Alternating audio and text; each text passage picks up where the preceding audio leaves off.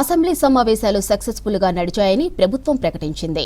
ప్రధాన ప్రతిపక్ష నేత కేసీఆర్ సభకు రాలేదని విమర్శించారు. ప్రభుత్వ విప్పులు కృష్ణా జలాలపై తమ తప్పులు బయటపడతాయని బీఆర్ఎస్ ఎమ్మెల్యేలు సమావేశాలని బాయ్కాట్ చేశారని ఫైర్ అయ్యారు. వచ్చే ఎన్నికల్లో బీఆర్ఎస్ అసెంబ్లీలో ఉండదన్నారు. శాసనసభలో ప్రతిపక్షాలు ఉండాలని కోరుకున్నామని బీఆర్ఎస్ సమావేశాలకు డుమ్మా కొట్టిందన్నారు మంత్రి శ్రీధర్ బాబు. సభలో నరేగా, కృష్ణా జలాలపై చర్చ జరిగిందన్నారు. రాష్ట్ర ప్రయోజనాల కోసం కేసీఆర్ రావాలని చెప్పినా ప్రతిసారి సభకు రావడం లేదన్నారు. నరేగాపై మాట్లాడితే బీజేపీతో ఉన్న మైత్రి చెడిపోతుందని బీఆర్ఎస్ వెళ్లిపోయిందని ఆరోపించారు. కేసీఆర్ కుటుంబ సభ్యుల విమర్శలే బీఆర్ఎస్ 10 ఏళ్ల పాలనకు నిదర్శనమన్నారు Sridhar Babu. Question hour నడిపామని 0 hour కొనసాగిందని తెలిపారు. బీఏసీలో బీఆర్ఎస్ ప్రతిపాదనలు పెట్టిందని తాము చర్చకు సిద్ధంగా ఉన్నామని అసెంబ్లీ లాబీలో చిట్చాట్లో తెలిపారు మంత్రి శ్రీధర్ బాబు.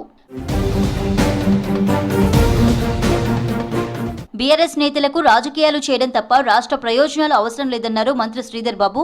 హెల్ట్ పాలసీ, కృష్ణానది జలాలపై చర్చకు రావాలని కోరితే బీఆర్ఎస్ నేతలు పారిపోయారని విమర్శించారు. గత 10 ఏళ్లుగా అవినీతి జరిగిందని కల్వకుంట్ల కవిత ఒప్పుకుందన్నారు. ఆమె ఆరోపణలు చేయడమే కాకుండా లిఖితపూర్వకంగా ఫిర్యాదు చేస్తే విచారణకు సిద్ధమన్నారు మంత్రి.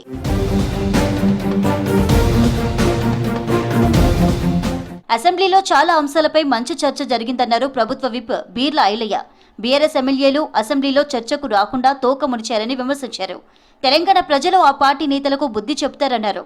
అభివృద్ధిలో కానీ సంక్షేమంలో కానీ తెలంగాణ ప్రజలకు దేవాలయం నుంచి చర్చించాలని చెప్పి ఏదైతే మొన్న బీఎస్సీ కమిటీలో అసెంబ్లీ సమావేశాలు ఎన్ని రోజులు జరపాలని చెప్పి బీఎస్సీ కమిటీలో మరి ప్రతిపక్ష పార్టీలు పాల్గొన్నప్పటికీ ఏదైతే 15 రోజులు అని చర్చలు చేద్దామని చెప్పి తోక ముడిచి ఇలా జారిపోయినటువంటి బీఆర్ఎస్ పార్టీకి తెలంగాణ ప్రజలు తప్పకుండా బుద్ధి చెప్తారు.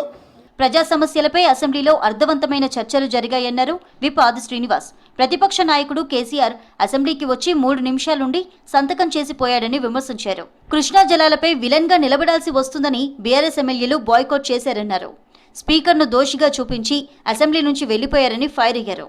బీఆర్ఎస్ పార్టీ శాసనసభ నుంచి వాకౌట్ చేసి ప్రజా సమస్యలు పరిష్కరింపజేయడంలో సూచనలు సలహాలు ఇవ్వడం విఫలమై కృష్ణా జలాలపైన తమ తప్పును కప్పిపుచ్చుకునే ప్రయత్నం కూడా చేయలేని పరిస్థితిలో ఉన్నామనేటువంటి భావనలో సభ నుంచి వెళ్ళిపోయినటువంటి వాళ్ళు ఆ 10 ఏళ్లలో కృష్ణా జలాల్లో జరిగినటువంటి దోపిడీ, కమిషన్ల కాసుల వర్షం కురడానికి చేసినటువంటి సందర్భాన్ని వారు విడమర్చి ప్రజలకు చెబితే తట్టుకోలేక తల్లాడిపోయి జీతం కోసం తన పదవి కాపాడుకోవడానికి మాత్రమే కేసీఆర్ అసెంబ్లీకి వచ్చారని విమర్శించారు మరో విప్ రామచంద్ర నాయక్.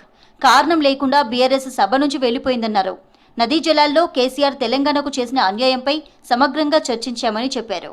ప్రతిపక్ష నేత హోదాలో ఉన్న కేసీఆర్ గారు వారు మొదటి రోజు కేవలం తన జీతభత్యాలు ఎత్తుకోవడం కోసం మాత్రమే అసెంబ్లీకి 3 నిమిషాలు మాత్రమే కనబడి ఏ కారణం లేకుండా స్పీకర్ గారు మైక్ ఇచ్చినా గానీ మాట్లాడకుండా బయటికి వెళ్ళిపోవడం. ప్రధాన ప్రతిపక్షం బీఆర్ఎస్ తీరును ప్రజలు గమనిస్తున్నారన్నారు ప్రభుత్వ విప్లు. ఆ పార్టీ నేతలు అసెంబ్లీలో కాకుండా తెలంగాణ భవన్లోనే చర్చించుకోవాలని ఎద్దేవా చేశారు.